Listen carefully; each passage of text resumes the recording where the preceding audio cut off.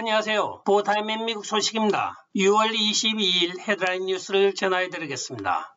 보타임의 오늘의 첫 번째 소식을 전해드리겠습니다. 스티브 포브스가 인플레이션을 해결하기 위하여 사람들을 가난하게 만드는 것은 의심할 여지가 없이 미국의 기록적인 인플레이션 속에서 연준이 금리를 인상한 결과라고 이야기를 하였습니다. 또한 이는 임박한 경기 침체로 이어질 것이라고 하며 조 바이든이 도대체 어느 행성에서 온 사람인지 궁금하다고까지 이야기를 하고 있습니다. 경제 전문가인 스티브 포브스는 포브스지의 대표이기도 합니다. 그가 경제적인 측면을 바라볼 때 조 바이든 행정부가 하도 한심하니까 도대체 어느 행성에서 왔는지 모르겠다고까지 폄하를 하고 있습니다. 전 국민을 가난하게 만들어서 도대체 얻는 것이 무엇이냐는 것이 스티브 포브스의 오늘 논제의 주제입니다. 다음 소식입니다. 대법원은 기독교 학교를 위한 거대한 승리를 오늘 발표하였습니다. 지금 대법원에는 낙태법으로 인하여 굉장한 논란들이 일고 있는 것으로 밝혀지고 있는 가운데 메인주가 종교적인 이유로 사립학교에서 종교활동을 한다고 하여 각 학교에 지원하는 주정부 예산을 금지하였던 것입니다. 그러나 오늘 대법원에서는 국가가 보조금을 지급하기로 결정하였는데 일부 사립학교가 종교적인 학교라는 이유만으로 그 자격을 박탈할 수 없습니다고 판결을 하였습니다. 라버츠 대법관은 사적 수혜자의 독립적인 선택을 통해 공적 자금이 종교 단체로 흘러들어간다는 이유 하나만으로 중립적 수혜 프로그램 설립 조항에 위배되지 않는다고 이야기를 한 것입니다. 메인주의 많은 곳에서는 공립학교가 없습니다. 따라서 종교단체가 설립한 중고등학교가 시골 마을에 많이 있습니다. 그런데 이 시골 학교에 있는 학교들이 종교재단이 만든 학교라고 하여 메인주 정부가 그간에 지급하여 왔던 정부 보조금을 박탈한 것입니다. 이에 반발한 학부형 2명이 대법원에 헌법 위반 소를 제기하여 오늘 승소를 받아낸 것입니다. 공립학교가 없는 데서는 사립학교가 교육을 이어갈 수밖에 없는데 그 사립학교가 종교재단이 만드는 학교라고 하여 국가 보조금을 받을 수 없다고 하는 것은 위헌이라는 판단입니다. 다음 소식입니다. 6월 17일 금요일 날 텍사스 브리지포트에 있는 한 침례교회에서 불이 났습니다. 교회가 완전 전소가 되었는데 그 가운데 서 있던 십자가만이 그대로 남아 있습니다. 이에 감명을 받은 많은 부근의 크리스찬들이 이 교회를 방문하여 그곳에서 기도를 올리고 있다고 전해지고 있습니다. 관할 소방서에 따르면 화재 발생 원인을 아직까지 찾지 못하고 있다고 하고 있으며 또한 십자가만 타지 않고 남아있는 그 기적에 대해서는 자기들도 달리 설명할 방법이 없다고 이야기를 하고 있습니다.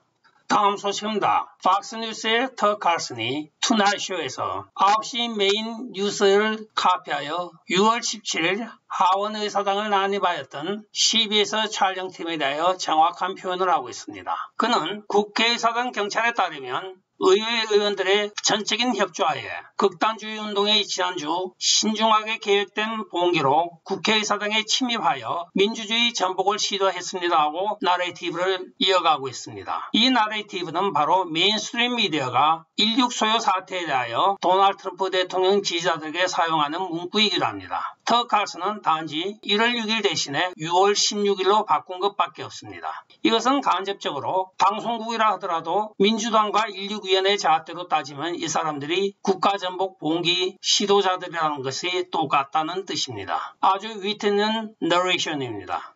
다음 소식입니다. 미국에서 7월 4일은 4th 줄라이라고 하여 독립기념일입니다. 독립기념일 2주 전부터 독립기념일 휴가철이 본격적으로 시작되는 것이 미국의 관습인데 이 휴가철을 맞이하여 크로거 매장에 지금 약간의 논란이 일고 있습니다. 크로거와 헬스 트위트라고 하는 이 크로거 재단의 그로스리 샵에서 쿠지에 맥주나 차가운 음료 캔을 뜨뜻하게 하지 않기 위하여 스펀지로 된 슬리브를 띄웁니다. 이것을 우리가 쿠지라고 하는데 쿠지에 독립기념일을 기념하는 문구를 넣었다가 지금 민주당 후보로부터 항의성의 이메일을 받자마자 크로거가 즉시 모든 것을 다 판매 중지라고 수거를 하고 있어서 많은 비난을 사고 있습니다. 그 쿠지 중에 하나에는 패트릭 헨리의 독립전쟁을 기념하는 문구가 새겨진 성고 앞에 라이플 총을 들고 있는 대머리 독수리 이미지가 있고 또 하나의 특징은 Arms Change, Right On 이라고 하는 메시지가 있습니다.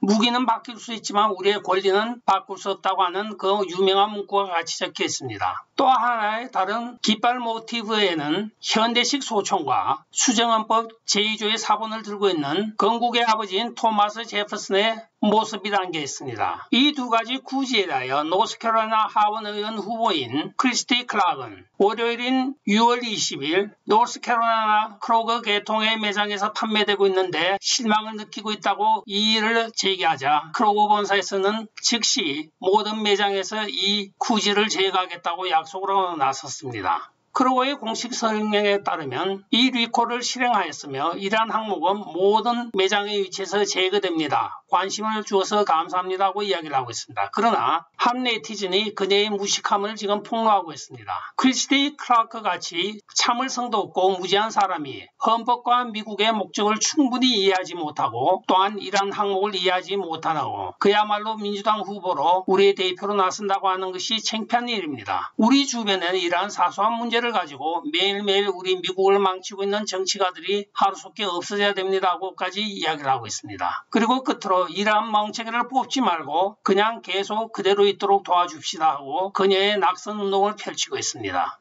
다음 소식입니다. 사람이 농담 삼아 이야기를 해도 받아들이는 쪽에서는 죄책감이 있으면 악을 쓰고 대들게 마련입니다. 전직 미조리주 주지사 출신인 에릭 그레이턴스 주지사는 이번에 미조리주 상원의원 공화당 후보로 나섰습니다. 그는 선거 캠페인에서 라이노를 사냥합시다 하고 선거 캠페인을 벌이고 있습니다. 그는 네이비실 특유의 특수작전을 펼치는 듯한 영상을 제작하여 라이노를 사냥합시다. 여러분들 라이노 사냥 면허증을 받읍시다. 이것은 유통기한도 없고 또한 라이노를 사냥이 끝날 때까지 사용할 수 있습니다. 라이노의 특징은 비겁하게 미국 성족의 무늬인 스트라이프 뒤에 숨어 있고 또한 겁이 많은 종류들입니다고 비난을 하고 있습니다.